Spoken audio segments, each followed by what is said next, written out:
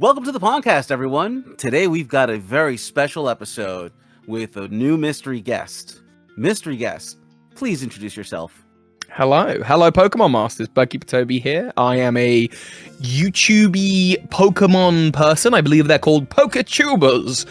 They didn't exist when I started, and now I am coming to the end of my channel, but I'm very honored to be here. Thank you for having me, and thank you for your support of my channel over the last, 9 years. I'm not sure how long each of you individually have been watching for, but thank you for having me. Thank you for being here. Trust me, it's an honor to have you. I feel very, very blessed. We reached out to Toby, and he was very gracious enough to, join us today. And believe me, the honor is definitely ours. Our channel is small, but we've always been a supportive of your content and just how you've always come off as a person in your videos. And we share mutual friends, so to speak. Yes, I think so. I talk to Dusty Go-Goat all the time, and I know he's had you on for quite a bit, and you guys were hanging out in NYC. Oh, he's so lovely. By the way, such a good energy. I really found with Dusty a kindred spirit. I'm quite sad that I can't just hang out with Dusty and that he's at the other side of the planet. But interestingly, we're both in Hampshire. I'm in Hampshire, England. He's in New Hampshire, which is, so we're... Again, a kindred spirit, but he's a whole world away. But I adore him. I think he's wonderful. Yeah, and then you've also met with Cayla, who's also frequented our channel as well. Oh, yeah. And also really, really lovely. Really enjoyed hanging out with her and her partner in New York as well. Man, we do have some good mutuals. Lovely people. It's funny because you guys were all at the Comic-Con, and I, unfortunately, because of just life, I was not able to go. I am literally 20 minutes by car from the Javits Center where it was. Oh, man. But trying to get over to the bridge or over the tunnel to New York, it gets expensive. And then there's sure. Can you not get like a bus in, or is there nothing like that? Yeah, there was the buses, but again, like I said, things were just so that tight that unfortunately I wasn't able to make it in. No, yeah. Sure. It was a good time. I really enjoyed New York. I thought I really, I'm not too far away from London, and there's the reputation that sort of New York is the London of America. And I definitely see that. It's very similar. There are differences for sure. What I really loved about New York, and London doesn't have this, is that you can stand in Brooklyn and or even in New Jersey, and you can look across the river and see Manhattan and sort of point at it and go, that's New York right there. And I don't know many cities that kind of have that. It's like London certainly does not have a viewpoint, I think, where you could just kind of look and go, that's London as seen in cinema and on TV. And with New York, you can really get that, especially with Manhattan, that kind of beautiful cityscape. So I really liked it. I was very gutted, though, because by the Javits Center, you might have seen on Twitter and Instagram, they've got this big statue of Red and Pikachu, and there's another one of Mewtwo on the High Line, and we were on the High Line about 3 times and I had no idea it was there, and I just missed it completely. I actually wasn't aware of that. It's like an art exhibit. It's going on right now. It's a collaboration. It's got Red and Pikachu, and they've got diamonds and gems sticking out of them. It looks really cool. If you get a chance to hop across the river, you should go and see it. And it's on the High Line, which was probably one of my favorite parts of New York. I really like the High Line. Is this that exhibit where they've got the evolutions that look like they're almost made out of gems? Yeah, it's the same artist, I think. It's oh, actually, maybe not. I don't know. I think there was one in Japan as well. Maybe it's not the same artist now I think about it. I'm not sure. Usually we're Pokemon centric, but at the same time, it's an opportunity to really get to know, to get your idea and your feel of it. What are your thoughts of New York as a whole, Yeah, just, incredible food. And I think that's the same thing that anyone would say if they spent more than 5 minutes there. I had a milkshake, a Haagen-Dazs milkshake that just changed my life. So there was sort of that.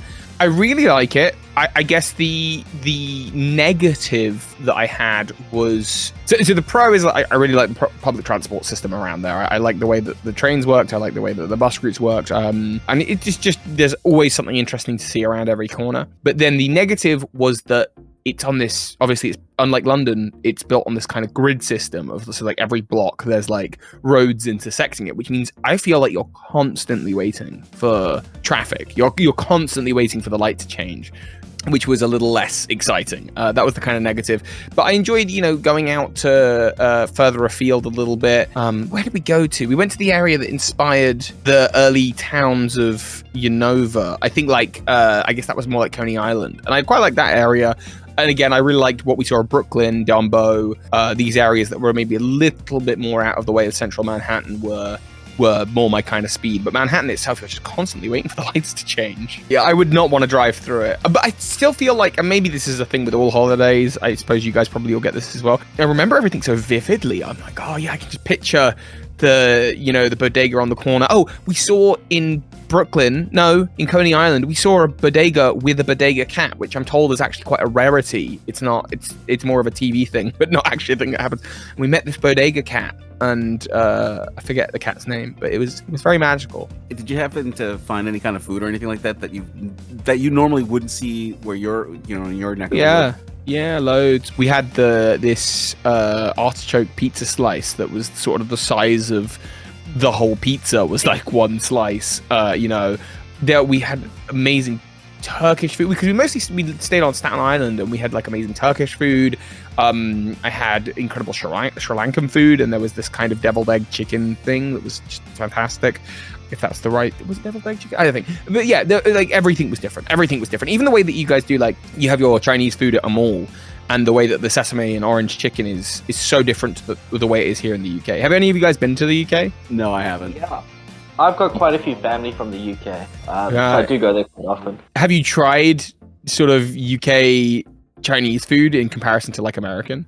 Yeah, I do find American Chinese food is a lot more flavorful and a lot more accessible, if that makes sense. Yeah, for sure. You know what? It's really funny about what you're saying about the Chinese food is that East Coast Chinese food is very different from West Coast Chinese food in the United States. Okay. Yeah, East Coast Chinese food is actually way more flavorful than West Coast. As a matter of fact, where I'm from, Puerto Rico, same deal. They add flavors that are more typical to this region or area, and so it makes it so much more different, so much better. See, that's so interesting. Okay, now this is really interesting to me, because I came out to the US once before, but I went out to the other coast. I went out to the West Coast, and I went to a Panda Express, and I don't know if this counts as Chinese or not, because like I don't know if it's just kind of like, nah, that's a chain thing. But I had Panda Express, and I thought it was magical and really flavorsome and wonderful. And so when I came out this time, I was like, I have to go get Chinese food, and it was flavorsome and wonderful, more so than the UK in both cases. But it's been 4 or 5 years in between, so I actually don't know how different they were from each other. But they are both very different from the UK, and I definitely prefer how you do it in the States. Interesting. Okay.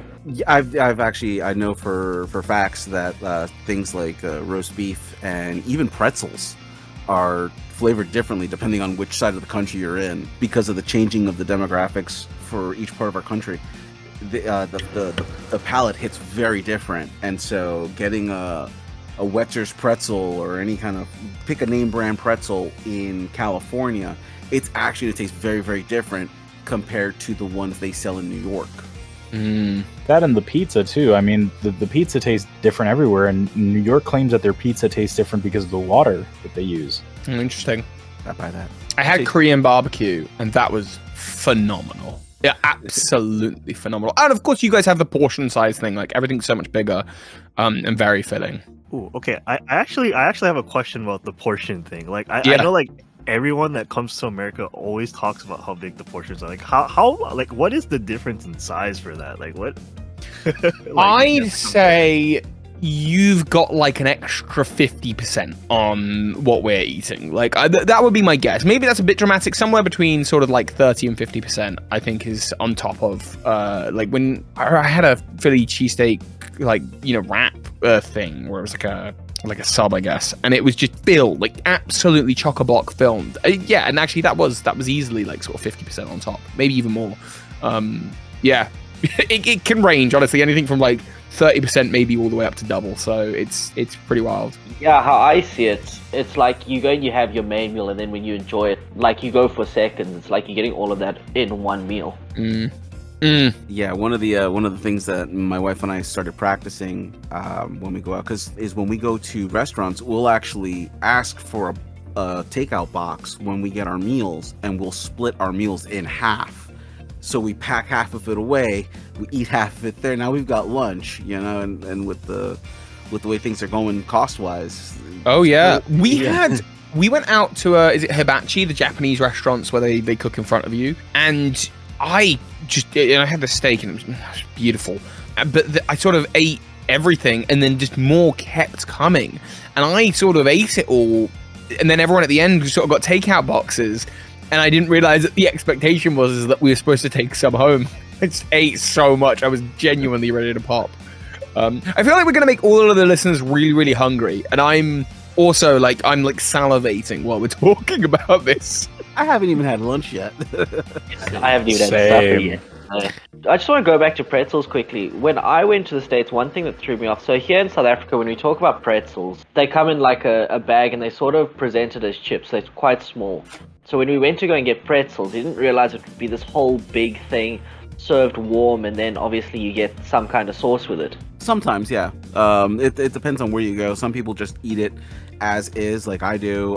Sometimes you get like a cheese sauce to go with it, or there's a company now that they do the pretzel nuggets as a chain. But when you order from them, they'll have like 3 or 4 different sauces. One of them like cinnamon, one of them is like butter, garlic, Parmesan, and you just dip your nuggets in and start munching away as you go along. But it really just depends on where and how you get your pretzels. I actually got a question for friends across the pond. What is the typical topping for pretzels over there? You would not eat a pretzel. I mean, I think that's the answer. The topping for a pretzel? I don't know. We don't eat pretzels. I don't eat pretzels. I don't even think I tried the pretzels in America because it's just not really a thing I would go for. Really? I think you wouldn't have like a big pretzel either. Like, I certainly wouldn't. Like, pretzels are the kind of thing that maybe at a party you'd see a bowl on a table with a bunch of small pretzels in, but it's not a thing here, really. So to chime in here, I actually work at a German restaurant here in the Midwest of USA, and we're famous for having like our giant pretzel. I'm talking about the size of your chest, probably. And that's served with a brown mustard sauce. Very commonly, we have a beer cheese sauce that we serve with it. And very, very oddly, I've had people ask for sour cream with their pretzels. And these are obviously topped with butter and salt here. That makes sense to me. I mean, the reason I was asking is because typically in the U.S. it's of the more savory variety, and the typical topping is salt. Whereas in Puerto Rico, you tell anyone to go get a pretzel, and the automatic thought is brown sugar and cinnamon, or sugar and cinnamon. Sure, yeah. I think either would make sense to me, just depending on the circumstance. But it's very rare. Like, I don't think I've ever gone out of my way to get a pretzel, like a singular one. So I think before we start losing our listeners to lunch. All right. So you said you saw some of the sights around. You saw the city. You guys went to Central Park too, right? Yeah, we went. We tried to hit up all the areas that inspired areas of Unova. And you said you've been to the west coast of the U.S. as well. So you're pretty well traveled as far as some of us here. What is always your point of view whenever you come into a new part of the country or a new territory, a new area? I don't want to bring it back to food, but it is always about the food. Like, I think traveling is about eating and experiencing different foods. Agreed. The main way I like to travel is to, and I don't get to travel loads or anything, but when entering a new country, I really like the idea of sort of being a bit of a socialite and not having too much of a strict plan. Like, I really like meeting people, on their home turf, and sort of up the British accents a little bit, and then they'll sort of go, "Oh, you're from England," and then it's like, "Yeah," and now there's something special about me, which is really like, "Oh, I'm from England," and so now suddenly I've made friends, because I think there's something kind of it's the impermanent the impermanence of like, oh, this person's not going to be in my life forever, so it's really easy to be friendly with someone that you're probably never going to see again. And it's also like a fun novelty, like, oh, this person's speaking in a different accent. And by the same merit, when I'm visiting somewhere, the zero consequence of I'm never going to meet this person again probably becomes a really fun part of the experience. I love talking to people that and trying to find excuses to have interactions with, whether it's someone who's working somewhere or if there's a viewer, for example, who lives locally, who I get on well enough with, sort of being like, hey, do you want to like just hang out and go, because I want to hear about their lives and sort of see what they know about the city or whatever. Like, I really like that side of traveling. I have to admit, yeah, you're right about the food, traveling and the food, because I had the opportunity to travel to Japan about almost 20 years ago. And Man, it was just a gorgeous country from Osaka to Tokyo, and I think my favorite stop was Atami. I got to go in August for Pokemon Worlds, and the thing that really got me, and I'm not going to get into a whole thing about food here, was the fruit sandwiches. Like having a sandwich with fruit in, such a novel idea, and it works so well there. I think they have a different bread. It's like a milk bread thing, but I really nice. didn't even try those. I got stuck on the. Amazing. I feel like we should talk, because we're like almost like 20 minutes in. We should probably talk like Pokemon, because I'm very aware that like this has just been hijacked with food, and I'm not gonna lie, it's making me hungry. No, seriously. Like this is kind of the thing I was going for. Like vibing, we're going. Let's just roll with it, because it's an opportunity to sit with you. It's an opportunity for our listeners to, honestly, it's even an opportunity for us to get to know more about you that isn't just Pokemon, because I know that's true. You are stepping away, and you said in your video that you weren't sure if you were going to come back or not, or how you were going to come back. And hey, maybe when you come back, you're world traveler, Toby. Traveling the world, talk about food. Just talk about food. That's the whole new thing. Andrew's been really good for you, Draco. Here, one thing that I was really curious of is, do you plan on intermittently still posting to the Kobe Chill channel just to kind of keep that personal basis for your community? I wouldn't even go as far as to say plan to. Like, I'm open to it, but I don't know how I'm going to feel. I think there is going to be I'm going to probably put on myself quite a strict ban from posting anything anywhere for at least a month.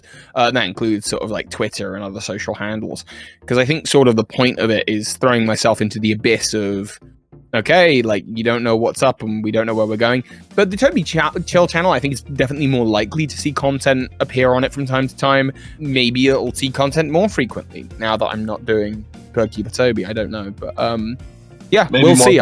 Maybe something more like this, where you're just going to be live and have people come hang out with you on that channel.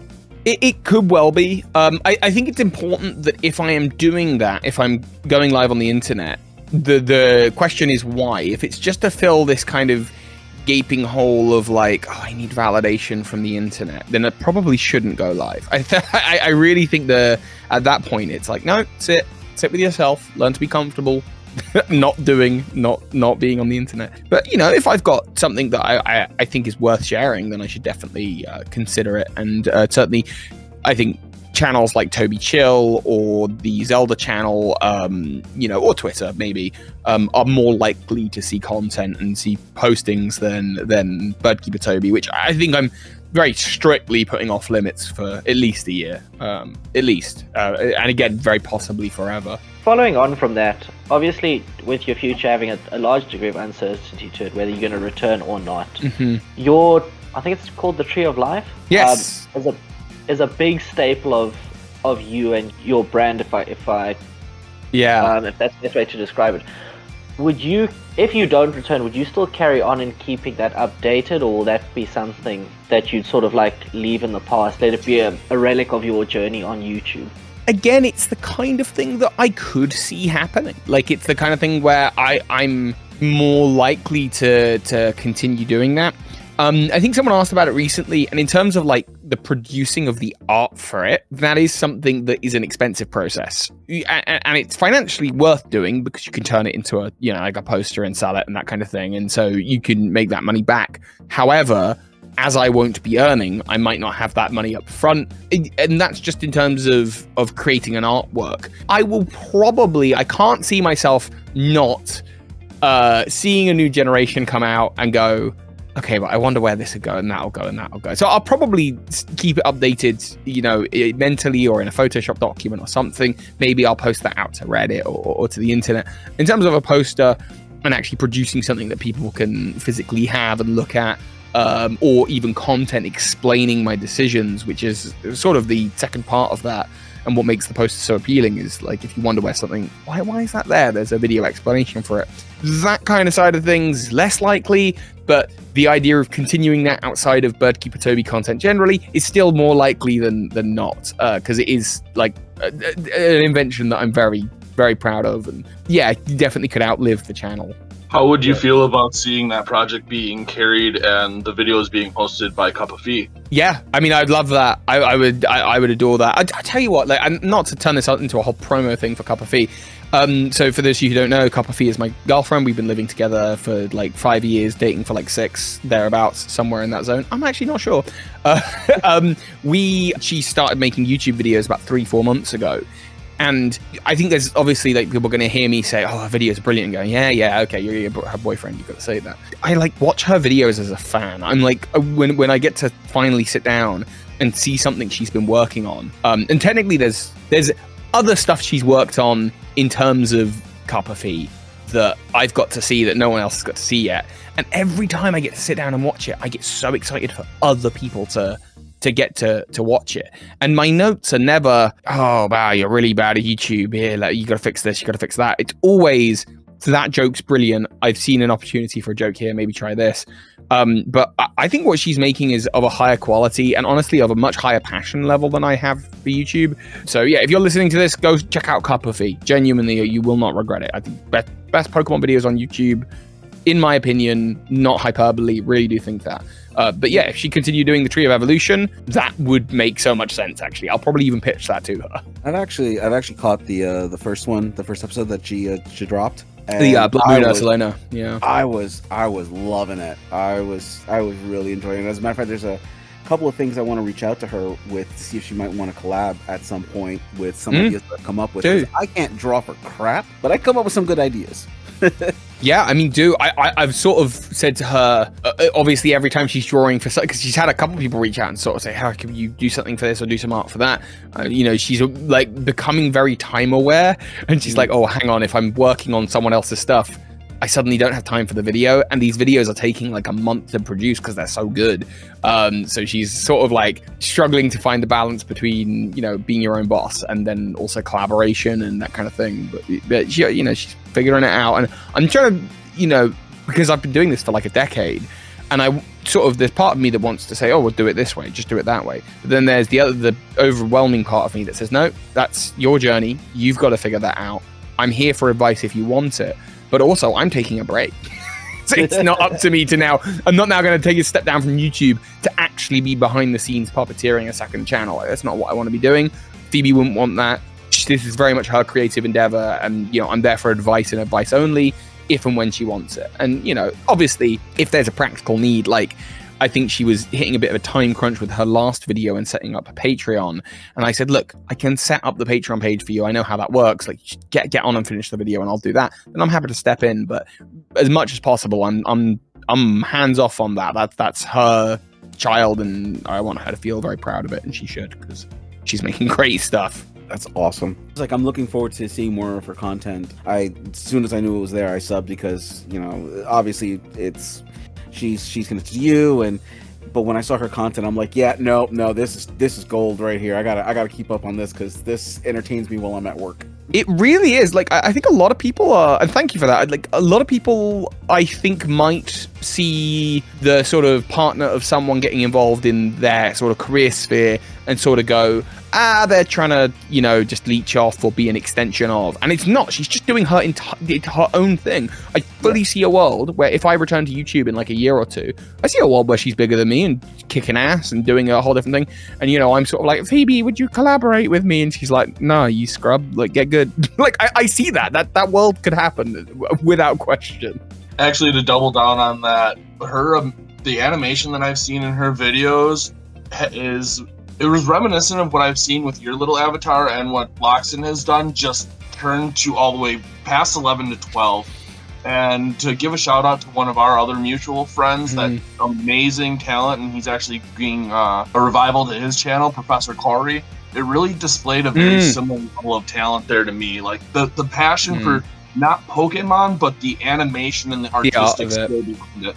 I think that's a thing you find with And I was sort of saying this with new channels, and I sort of said this in a recent video on my vlog channel. With old school YouTubers who have been around a while, like myself, you can get a little bit lazy and complacent and sort of make the same kinds of things over and over and over again because it's what's worked previously. Whereas the advantage that new creatives have in the content creation space is they're going to look around and they're going to say, okay, I've got this tool available for me in terms of editing or art or social media or whatever. And they're going to make the best use of that because they've got to compete. And so what ends up happening is every couple of years, well, I say every couple of years, really, it's every single day in different departments and areas of YouTube. This is why you always see new talent coming up, is because the new talent kind of is so exciting and vibrant and playing with the new technologies, and it just completely wipes away what the other dinosaurs are doing. And to be quite frank, like I'm kind of becoming one of those. Like I have not stayed on the front edge of the technology in a way that means that, like, realistically, I see I think I could see the channel being consistent for the next maybe like 5 years, but actually it's just gonna grow a little bit more stale each year. And so for me, part of this taking a step back is the ability to go, well, okay, do I want to be a YouTuber? If I do, what kind do I want to be? And really treat it as a day zero, like, okay, well, starting from scratch. What technology interests me and what type of content creation now interests me, and to kind of pursue that, and to give myself a chance to catch up, because actually I have personally fallen behind on that, Yeah, that makes a lot of sense. I see where you're coming from on that one, and it's actually a really smart point of view to take. What prompted you to just want to start doing YouTube in general? Yeah. What prompted me to start doing YouTube in general is I think it's just something I've always done, which is the kind of strange thing about it. So I started when I was in school with my best friend, and we had a little kind of comedy series that we did. And then when I went to university, I was the year above him, so we were not together at university for the first year, which meant that I kind of wanted that YouTube outlet. And I started a Zelda channel and I started a vlog channel, neither of which exist anymore, which is weird because I now have a Zelda and a vlog channel. But in both instances, I kind of started those up. And then with Zelda, I don't know, with Zelda's the kind of thing where I get very passionate about it for about a month a year every single year, and then I sort of don't think about it all that much, which allows me to have that kind of healthy, passionate relationship with the franchise because it's not always on my mind. And then with the vlog channel, I found that I was wanting to be like the vloggers of 2010 and 2011, but what was the subject of the week? What was the thing that was being talked about? There was nothing in particular that I was talking about where maybe I was adding any value to it or that I had any expertise. And I was watching my best friend stream his favorite video game at the time, Hearthstone, and I sort of had this incredible moment, like life-changing moment, where I thought, wow, wouldn't it be good if I could just make videos about my favorite video game? And it was like the thought hadn't even finished. Like the words were still lingering in the air. And then suddenly it was like, boom! Oh, of course I should make videos about my favorite video game, you idiot! What else should you make videos about? That is the thing you could talk about quite passionately, non-stop. I don't know how long, but gosh, you could do a decade of videos like that. And sure enough, that's sort of exactly what has happened, where I've just for the last 9 years very passionately always had something to talk about. And it turns out my favorite franchise is a lot of other people's favorite franchise, which is nice because it means that the franchise then keeps producing stuff.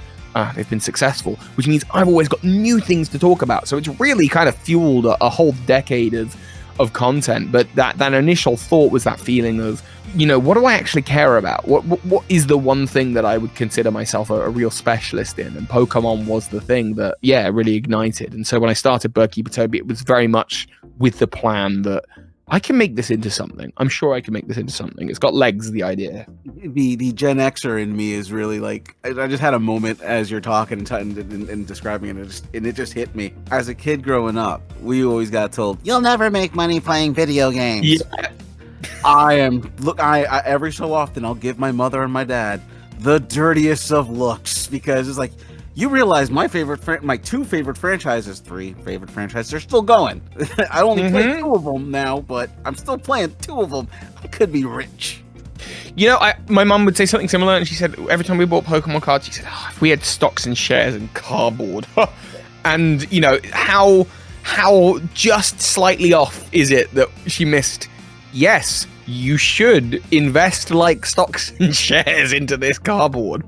Yeah. Gosh, that 20-year return would be incredible. But, let that be a lesson to the future as we all move forward, and perhaps we've got kids or nieces and nephews and that kind of thing, to really take interest in what they're interested in.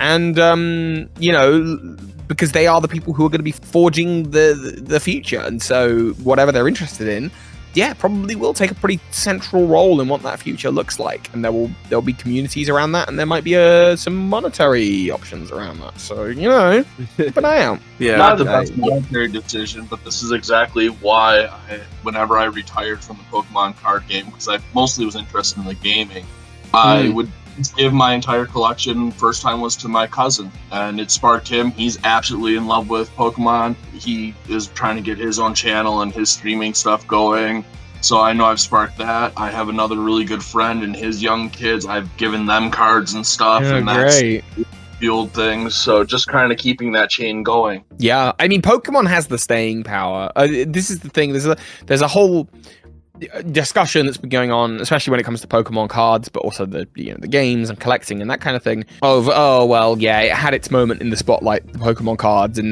now if you look at the prices of everything, we've dipped post where we were. And there was a global pandemic and all these other circumstances as to why Pokemon cards became so expensive. But my argument is, okay, kids these days are still discovering Pokemon for the first time. There's a sort of infinite supply of people that are going to keep on coming into this every single year as new kids get old enough to play for the first time. Pokemon have proven a track record of getting generations excited about Pokemon.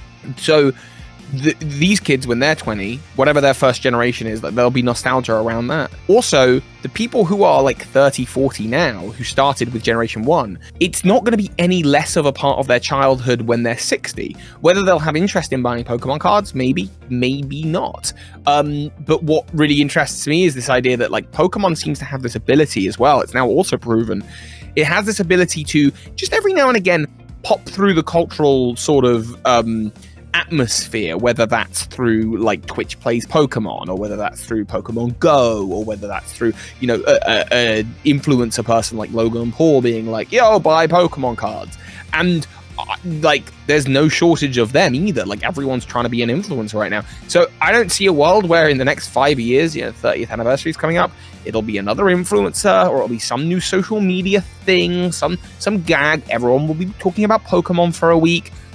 Prices go up, people turn their heads and go, hey, have you noticed that Pokemon cards are going up in price? And then some finance YouTuber says it very loudly, oh yeah, Pokemon cards are going up in price. And so everyone jumps on, and the whole thing starts over again.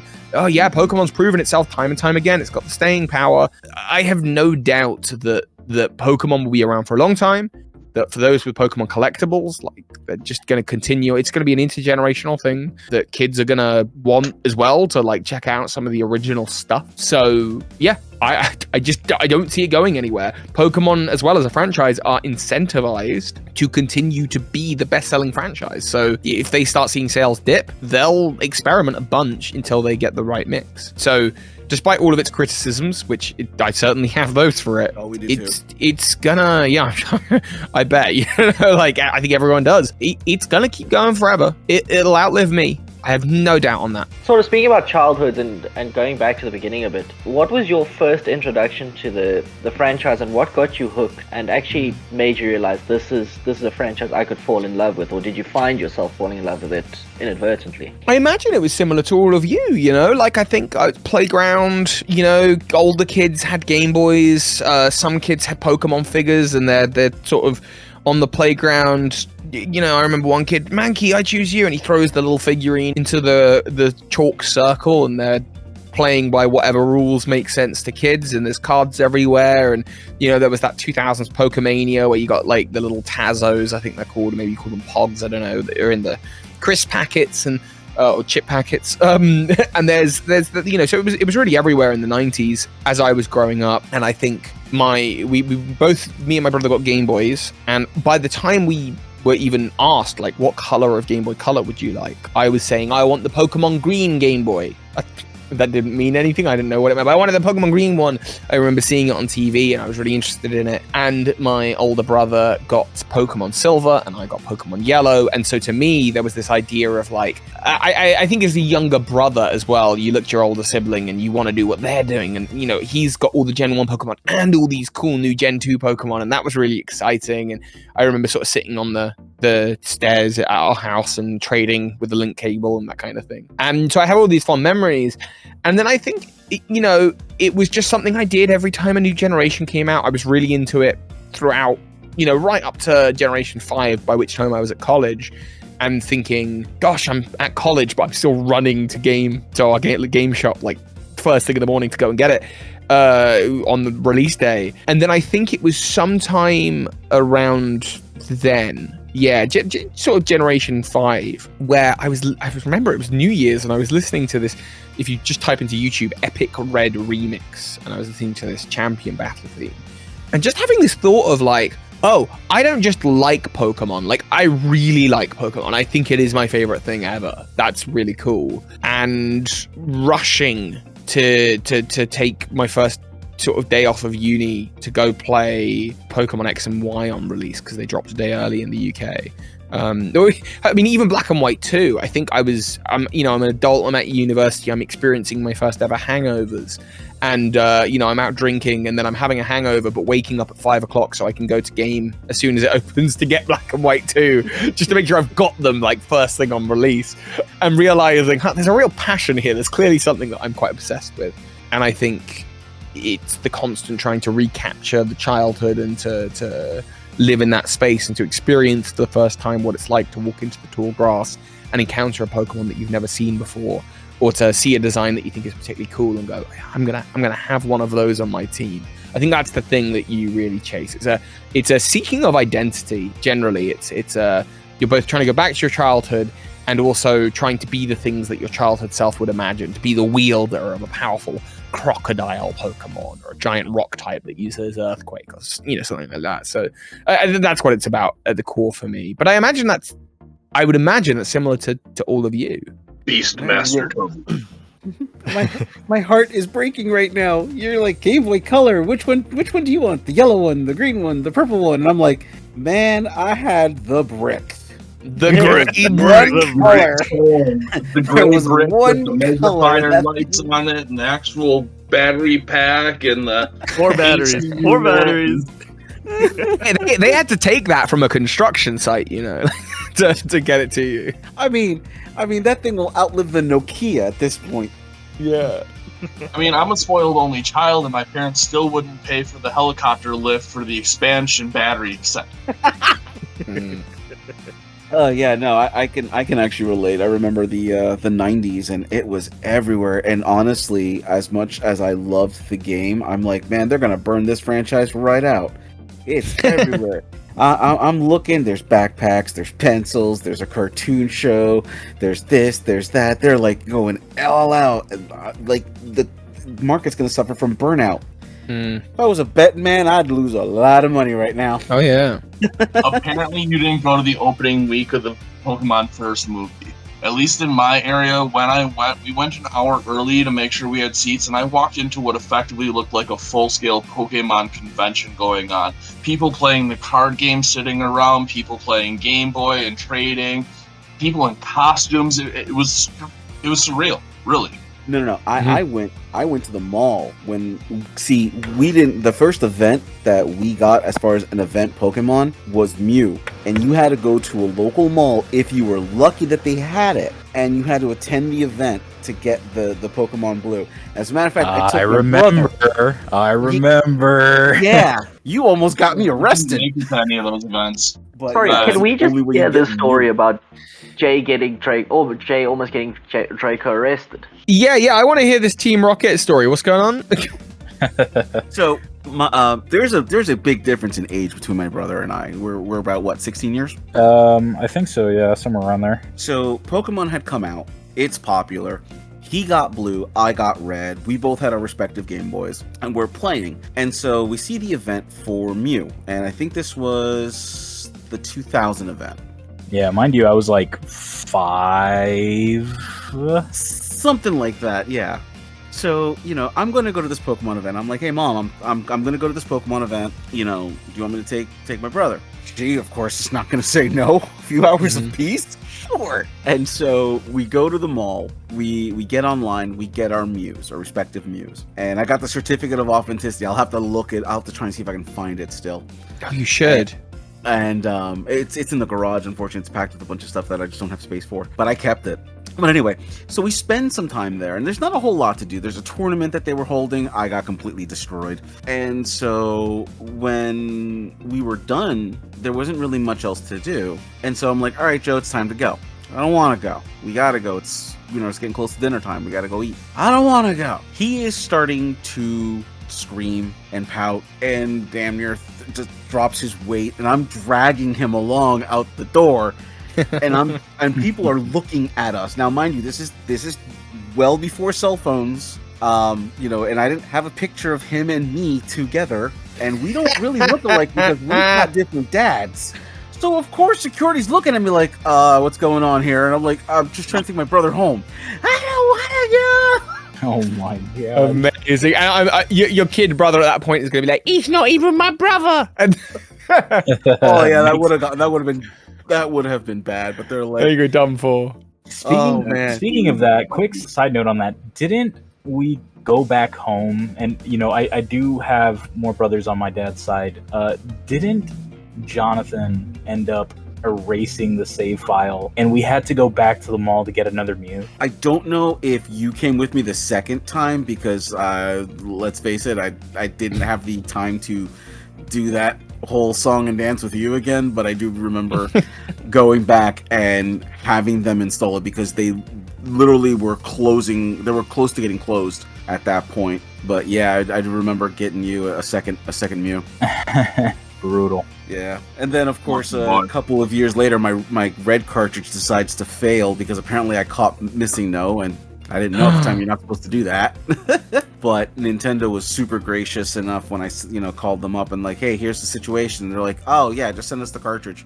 Wow.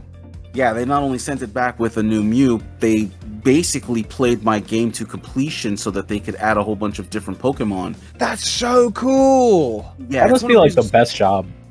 Well, I mean, it's one of the reasons why I've been a very staunch defender of Nintendo, is because every issue I've ever had with any of their products, they were always very quick to fix. Do you still have that cartridge with the Mew? Because that's going to be an incredibly rare Mew to have that then. I wish I did. I did. Oh, well, actually, I think I might. Come to think of it. I would make that a priority. We just heard Toby's heartbreak and then repair itself. Yeah, I've got a drawer full of old games. I've got Fire Red, Leaf Green downstairs somewhere. I've kept all of the Pokemon games, and I know I have them at least since Gen 3 downstairs. I may have the Gen 1 and 2s. I don't understand this. May have this cartridge or may have that. Like, go have a look, find out. Top priority. The problem is that it's buried in my garage, like quite literally buried somewhere. I have no idea where to start looking. Yeah, but if you get an OG Mew from Nintendo, I think that's probably worth it. So, and she'll understand. Yeah. Oh, the original trainer is Luigi. Ah. Fun fact. That's really cool. Yeah, that's a bit of gaming history. I actually would look that up. I think the internet would love to see it and all of that kind of thing and know the story. I think Reddit would eat that up. People would love to hear it. Yeah. You can do a whole video on it, Draco. I think we just did. But yeah, no, that I mean, it was just everywhere, and I'm kind of glad I was wrong about how the franchise was going to die out, because honestly, there have been some really good, memorable things, and you're right about how it goes to capture you're searching to capture some of that feeling, and for me, it's always been what's the first Pokemon I'm going to come across. And I try to go into the new games blind, which is really difficult for my channel. For me being in this channel, and me being in the communities that I'm in. But it's always that exhilarating moment of what is the first Pokemon I'm going to encounter the moment I step into the grass. And it's always, for me, it's always that one moment that I love with every new generation. No, I feel that. I've unfortunately, since the release of Pokemon Sun and Moon, I guess. Well, No, because even before that, I was looking them up ahead of time. I didn't have the self-restraint to not. So actually, I don't even think there's been since maybe Gen 2. I don't think I've had the experience, apart from like 2 or 3 Pokemon in Legends Arceus. I don't think I've had the experience of not seeing or not knowing. And so, like, for me, one of the big priorities is, as I take time off, is to, let's say they announce a game in February next year, I'll watch the opening trailer and then stay off the internet and just watch nothing and like just see nothing. How exciting it would be to go into a new game just knowing nothing. I want that experience. If anything's going to refuel my love of it, it'll be doing something like that. It just reminds me of when Nintendo Power first started talking about the game. Like, before they even released it, they started showing maps. And it's like, all right, cool, that's part of this map. This game looks pretty big. There's 150 different characters. Okay, it's 150 customizable RPG. You are speaking. Please speak more, oh great book of wisdom. It was a different time though, because like, you know, magazines and these articles, they could share a very specific amount of information, whereas with the internet, you know, what's out is out, and once it's all out, it's all out. Like, I fully expect there's going to be an update for the DLC in like 2 days from when we're recording this podcast, and presumably, much like with the Teal Mask, all of the Pokemon will leak on Twitter, like within moments of that happening. And once that information is out there, it won't be like, oh hey, like, just if anyone would like to see, like, there are some spoilers. Like, no, it will be an image with everything on and all available to see the moment, you know, that happens. So it sort of becomes a bit of a, there becomes this thing of like, well, why bother like holding off for 2 weeks or 10 days or whatever until the DLC is out, when actually someone will probably ruin it on day 9, which has happened. I've had people ruin stuff like literally the day of release, and then, you know, and put myself on the back foot for content, when actually if I see a new form that looks like it's related to a legendary from a different region, I can start mentally theorizing now and then, you know, be ready to record. Which this kind of businessifying of the passion is, you know, a big part of what has drained the fun out of it. In particular, with Pokemon theories, you know, as well, when I started, I had 6 generations or 5 generations, 6, to draw from for inspiration. But actually, I covered all of the things that interested me in those generations. So now the only work is new content, really. The best, you know, the theories that people want to know about. Everyone's heard about the old Chateau. Everyone's heard about the Ash's Coma. Everyone's heard about, you know, Team Rocket's Shadow Pokemon. Like, people know about all this. So now everyone, you know, the content they're really demanding is the theories based on the new content, the speculation of the new stuff. You know, it's not just exclusive to me. This is what everyone wants. And so that process sort of has drained the fun out of it. There really is, like, it's not like I can just like go back to Johto and expect people to watch. People won't watch. They're not interested in that at this point in time. I can repackage old theories and old content, but even that can get repetitive, and so it's really drained the fun away. But I am looking forward to stepping away from that completely, and whatever the next Pokemon game is, just going in as a fan. And hopefully that's Legends Johto. Fingers crossed. That'd be nice. Personally, I'm hoping for a Let's Go Johto as opposed to a Legends Johto. You're nuts. Because I really enjoy the Let's Go Toby. games, and I think we need more of them. I also really enjoyed the Let's Go games, but not more than the Legends game, and by a long shot. And also, like, it just doesn't make sense anymore. I think they made Let's Go Pikachu and Eevee. I've said this on the channel before. I think they made it with the possibility that they might make a Let's Go Johto, because that's just smart to create a game that allows for that. But Let's Go Pikachu and Eevee were really made in a response to the success of Pokemon Go, and even they were released kind of too late, but, you know, they were made as fast as they could be. A Let's Go Johto at this point in time, where Pokemon Go it's, don't get me wrong, it's not a dead game, but it is not big enough to warrant a second game supporting its integration into the main series. I think they would have a lot more success selling just which is going to get more sales. Legends Johto, I think, would get a lot more sales. So that would be my feeling on that. Then again, Let's Go game, they can always do 2 versions. Then again, which 2 Pokemon do they pick? Does a Let's Go Marill and Togepi equal a Legends Ho-Oh, you know, like where does the sales, I'm sure there are a lot of behind the scenes discussions, calculations, that kind of thing that goes on. But my full expectation is that we'll get a Legends Johto at some point in the near future, but we'll see. And don't get me wrong, Legends Johto would be phenomenal. That would probably be my first pick. But just imagine how cool it would be to have a Let's Go Johto, and then they re-release the Pokeball Plus, but it's a GS ball.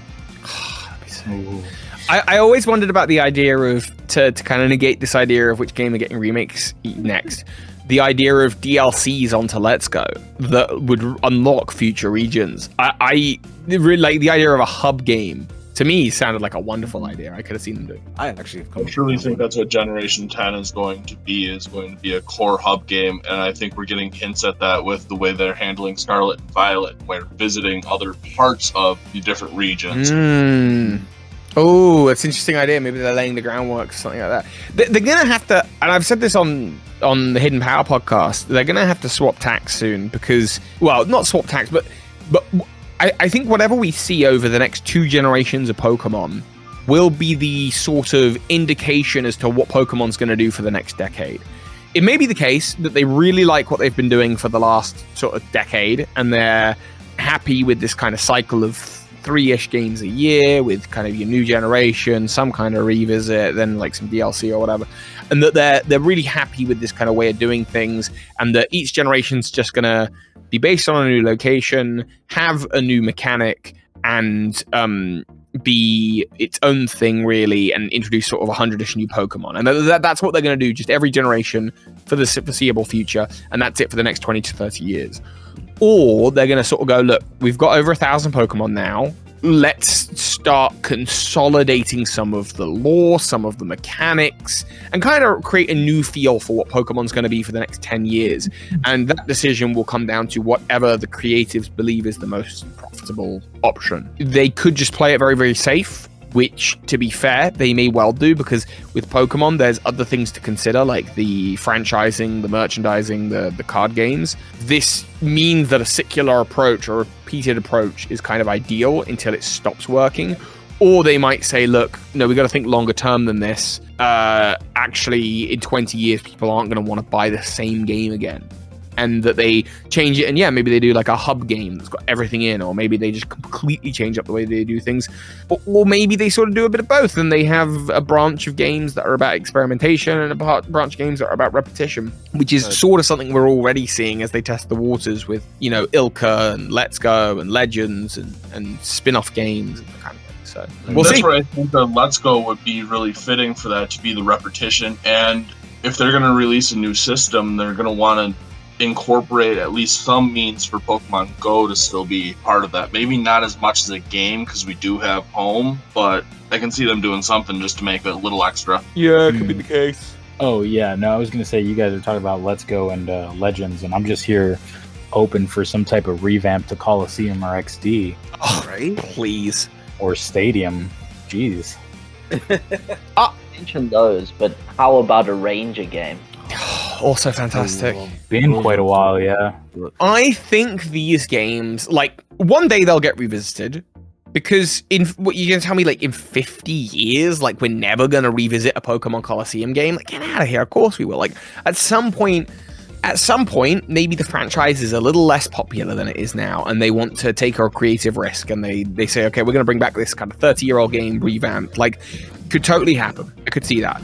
On the other hand, as it is right now, they're playing everything very safe, and, well, not everything very safe, generally safe, and I think something like Pokemon Coliseum and Pokemon Ranger are just a little bit too far out there for them to consider. But I hope they do, because, you know, I think they're fantastic games. Well, that being said, you know, one of the things that come to mind and what you guys were speaking about, so we all know that the Switch has its limitations, right? And they haven't had a solid console since what, the Wii? Like what I'm trying to refer to is like a solid console that could handle big games, you know, sort of competitors to the PS5 or the Xbox. Do you think that maybe the people who work in the Pokemon company have some type of information regarding a future console for Nintendo that might have the specs enough for them to drop a big game, you know, a game of that size or magnitude I'm not sure I know quite what you mean, because as far as I'm concerned, the Switch has the capacity for some incredible games. Like, we've seen that with like Tears of the Kingdom, Breath of the Wild. Like, I think Nintendo's consoles are generally, the technology is not, focused in the same places that the technology is focused for like the PlayStation 5 or a PC game, and or even a Steam Deck or whatever. Like, I think the technology isn't.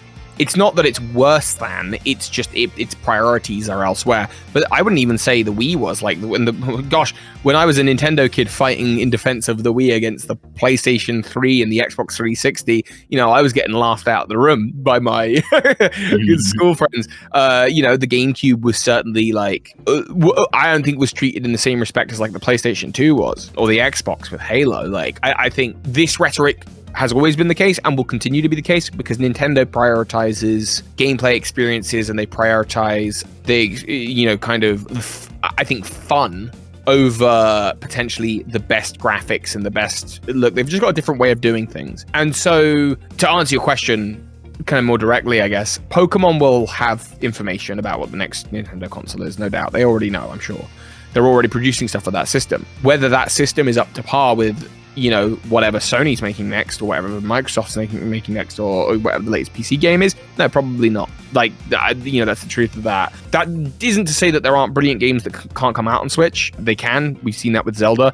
But Pokemon, I don't believe that their business model allows for them to make games like that. I think their business model will always force them into a position where they have to get something out quicker and more repetitively than they do have the luxury of taking the time to make something like a Zelda. Interesting. Okay, I like that point of view. So I think it is quite difficult to compare the Nintendo consoles to the Sony or Microsoft consoles, just because Nintendo are so far left field that they're actually in their own league. But speaking specifically on Pokemon games, I don't know if it's a question of just they haven't optimized the games enough for the console, or they're just trying to get the games to push the console to its max. Because I mean, if you look at, I think it was either Sun and Moon or Sun and Moon 2, no, Ultra Sun, Ultra Moon, sorry.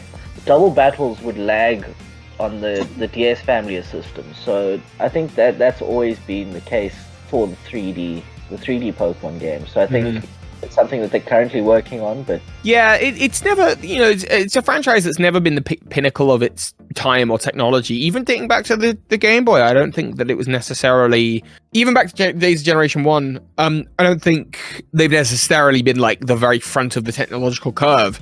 That doesn't stop the games from being fun. It really doesn't. Like, if I didn't enjoy playing those early games, I wouldn't enjoy Pokemon generally, and I still do enjoy Pokemon in some versions more than others. But yeah, I think they would definitely be in a better position if they hadn't switched to the world of 3D, because it requires a lot more work, and they were already specialists in a particular kind of content creation. Like, I think for me with YouTube, if I just suddenly switched now to, like, let's say VTubing, I'd probably be a pretty bad VTuber. Like, I wouldn't quite know, I'd have to learn that whole skill set. Or if I moved to being an animation channel, it's like I'd have to learn a whole new skill set of animation. And I think the demand for 3D put Pokemon in a really hard position, because it was the 3DS. You couldn't not be doing 3D. And actually, at the time, everyone wanted it. You wouldn't have been able to argue me different.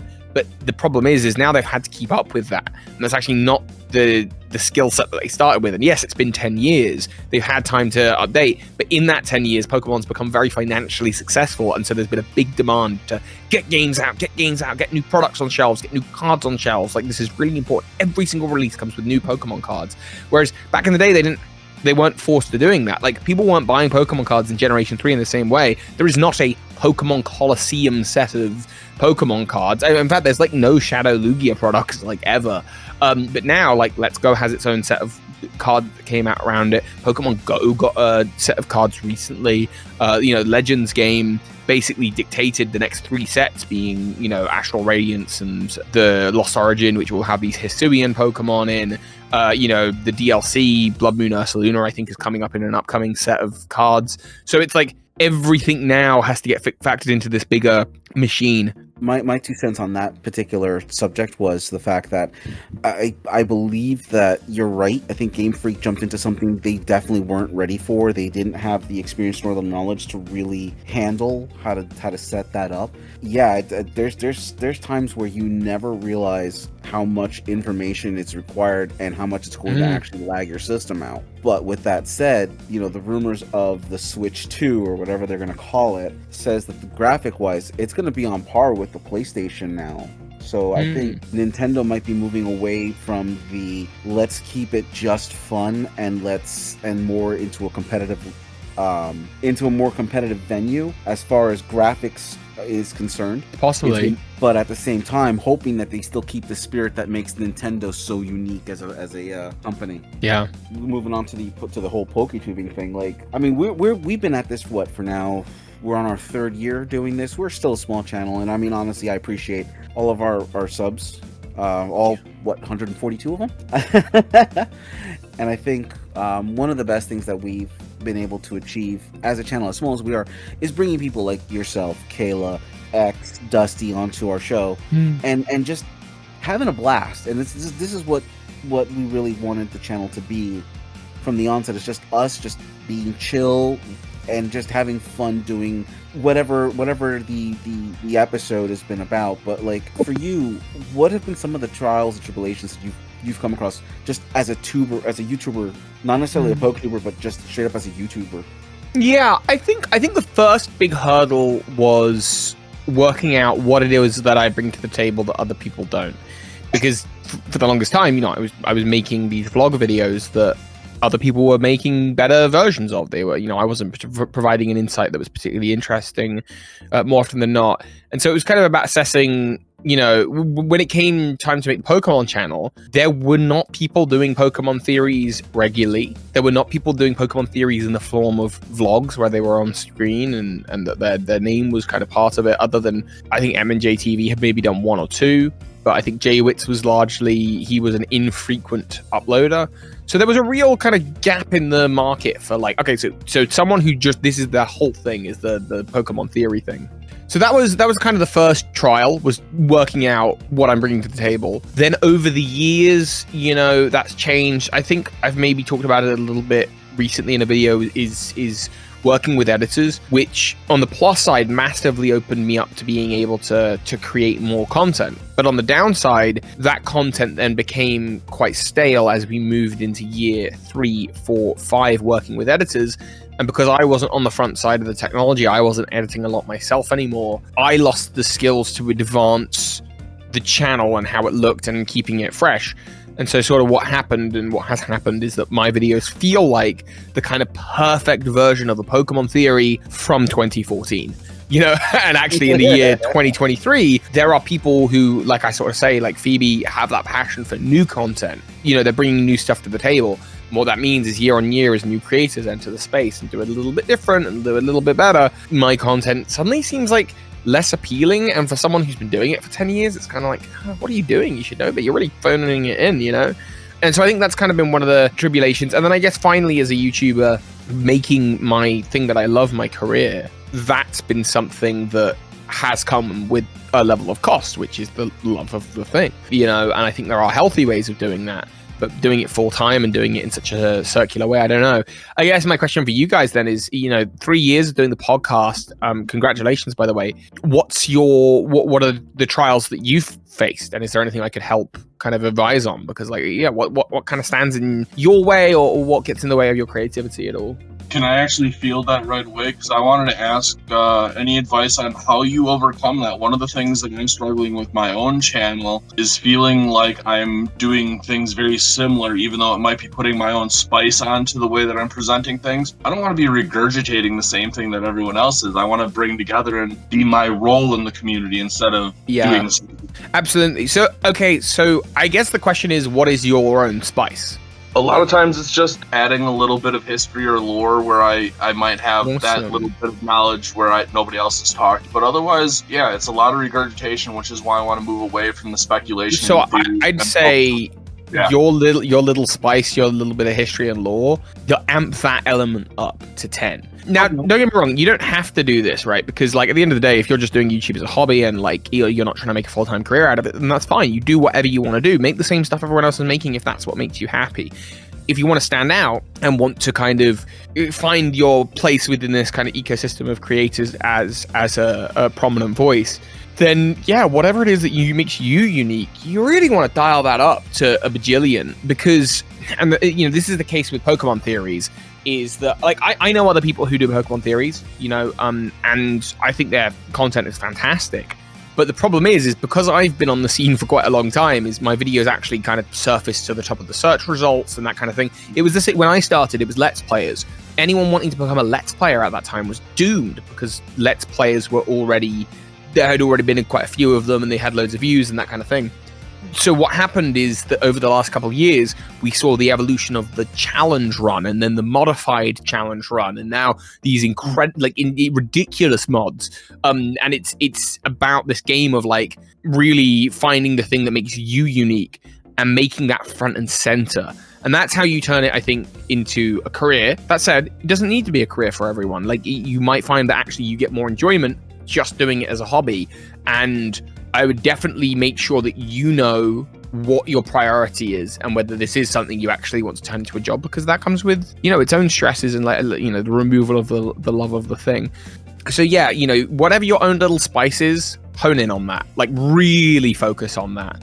I think the question to ask is like, what value am I bringing? Like, and that doesn't need to be value in someone's going to watch my video and they're going to know how to write their essay better, or they're going to understand politics better, or they're going to understand deep philosophy.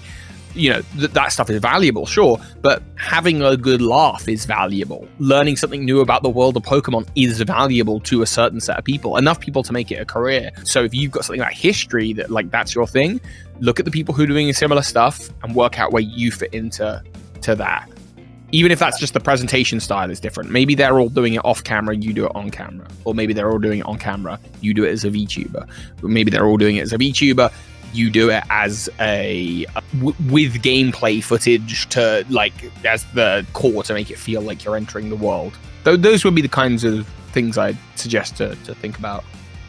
I think for us, it's been with the fact that there's a couple of us and we're always balancing time scales. For me, I have a full time job as well as well as the fact that I do stuff around the house after I'm done with work. I take care of my 9-year-old niece when her parents can't, and so for me, my biggest hurdle has always been just time constraints and time management. Like this week I got sidelined hard, and unfortunately I was supposed to have a video done for today. I'm still editing it. I'm gonna get it out this weekend, but normally it would have been out this morning, but because of the fact that I have such a tight time constraint to begin with, and then I got sidelined, it's like all of a sudden everything just kind of got pushed back, and it's usually because I'm the one handling all the editing as well. I'm very methodical when it comes to my stuff, but I think one of the biggest concerns I have is, are the videos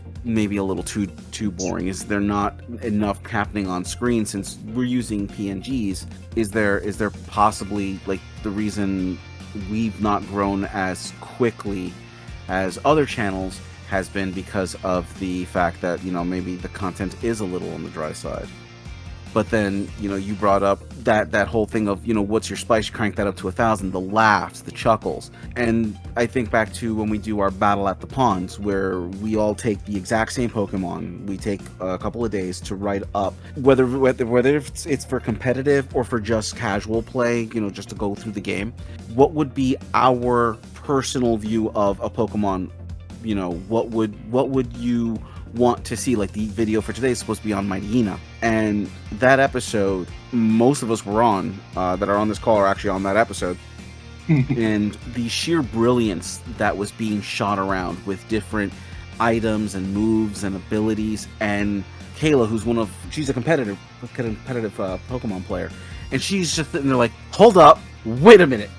And just to get that reaction is really the reason we love doing that particular type of content. And it's just that getting people to just kind of see Pokemon differently instead of cookie cutter where this is how it has to be to have fun with this Pokemon. No, we want to show how different it is. I mean, Pokemon come with so many different moves for a reason. Let's expand on that. Let's inspire that. Except for Sinistra, there is definitely an Unmatchta there.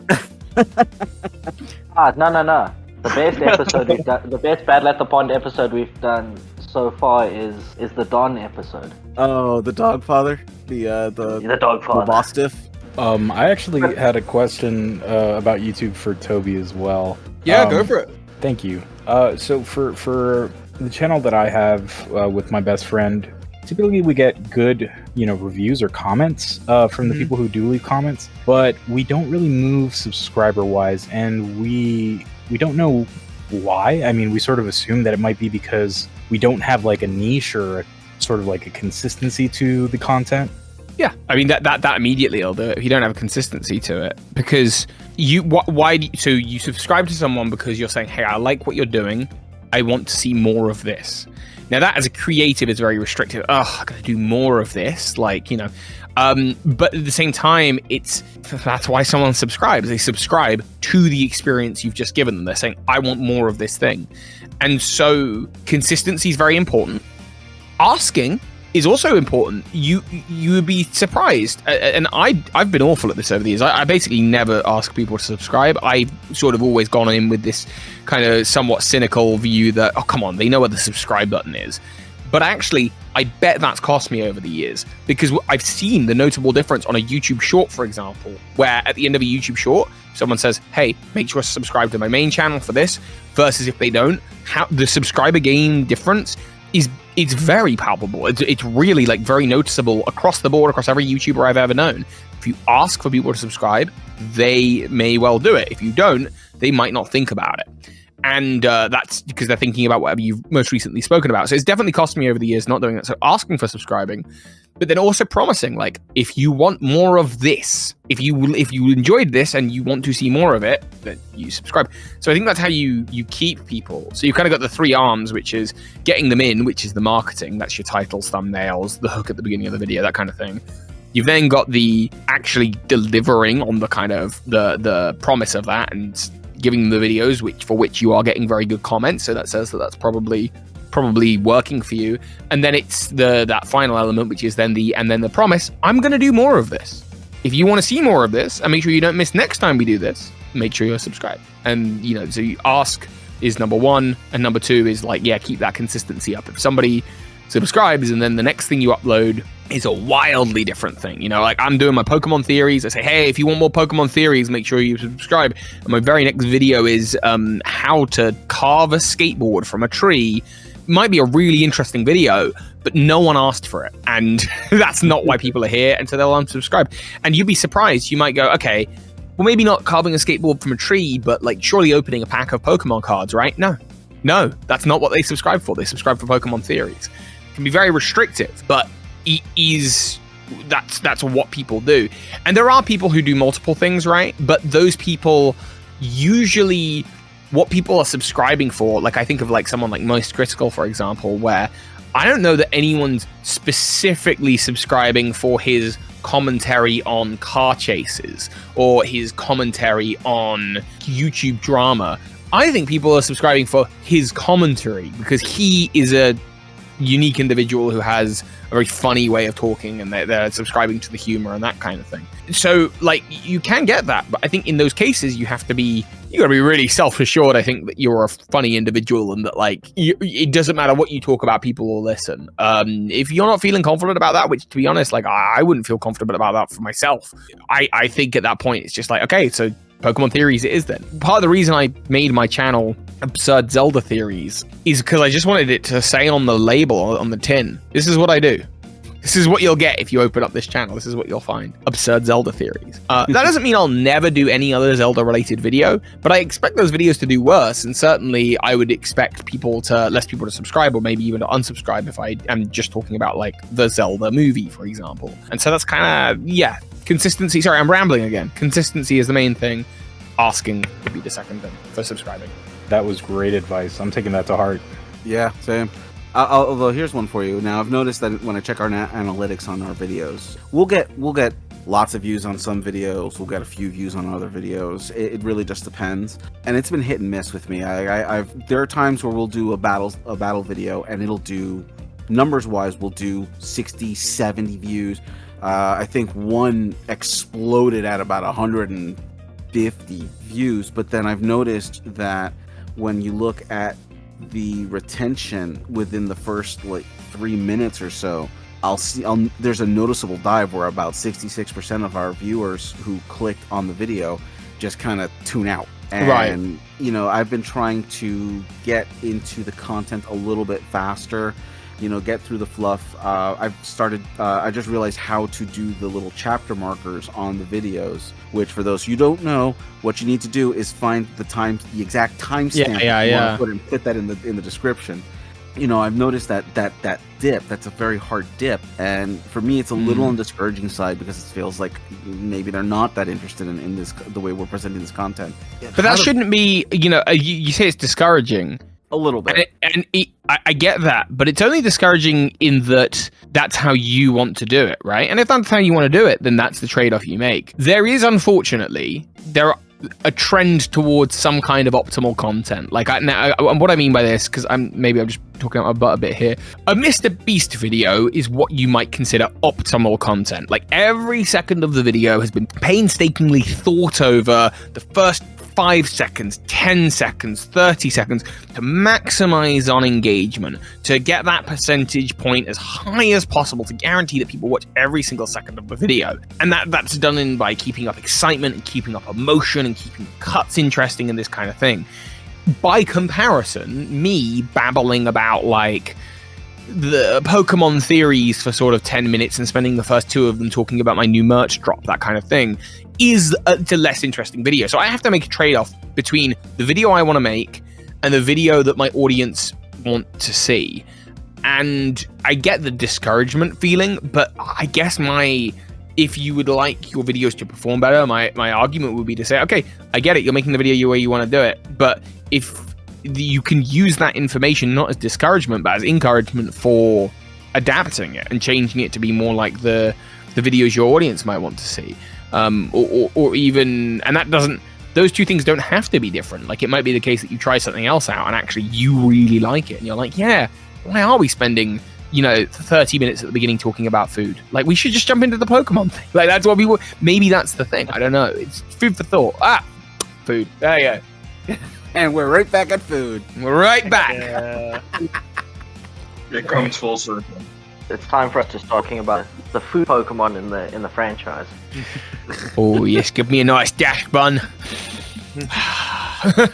You know, with a bit of our creamy spread on it. Thinking the same thing. I guess for anybody who's starting out, or for somebody who's been in it like we have and just not really seeing a whole lot of traction, and believe me, this isn't a gripe, this is just an observation. I love doing this. This is actually more for me. It's a passion project. Yep. And I absolutely enjoy when we get together to do these things. But for anybody who's kind of in that stage, is like, I mean, I'm assuming you've had the same issues when you were first starting out. Like, what was the one thing that really just kept you pushing forward, that taking that next step to keep going, that one extra episode? What helped get you to that? I think I had a slightly different journey than most people, in that with the vlog channel, I've always been a relatively, I say always, like since about sort of 16 or so, I've been quite an outgoing person. And I think quite honestly, loving the sound of my own voice, like when I was sort of 16 upwards, just sort of being like, yes, I have something to say. Like, now I kind of cringe at the thought of that, but like, that was probably the thing that kind of get me going over and over video after video. This want to be a performer and to be seen and to be, find my place in the world, which I think, largely comes from the insecurity of being young. But now, and then with the YouTube channel for Keeper Toby, it was such a obvious idea. Like, oh, you want something to talk about? I'll give you something to talk about. You got 6 generations right here, ready to go, ready to think about. there was never really a point with Keeper Toby until sort of the more recent years where I've felt not motivated to do it. There's definitely been more difficult points, but I don't know that there's ever been anything where I've thought about giving up or quitting or anything like that, or throwing the towel in for it. So I'm not sure if I can really answer it in the same way. I just think that's my journey's maybe been a little bit different in that. You know, Keeper Toby has quite thankfully been decently successful, and then it's at a point right now where it's kind of suffering relative, but I just don't really care because it's coming to an end, and I'm just not invested in it in the same way. I know exactly what the next 10 videos are, other than Indigo Disc stuff. I'm pretty happy with those 10 videos. Don't really mind if they're algorithmically hot, like it just doesn't matter to me, you know, but that's a very privileged, lucky position to be in. I guess if you're feeling demotivated, my advice would be go get some advice. Like, there's always something new you could try. And if you're seeing bad results over and over and over and over again, maybe your videos are the best videos ever. But if you can be open to the idea that they're not, and go and seek out some advice from somewhere, even just messaging other YouTubers and being like, how do you do it? What could you have any advice for me? I'd really appreciate it. You know, like we love to hear the sound of our own voice.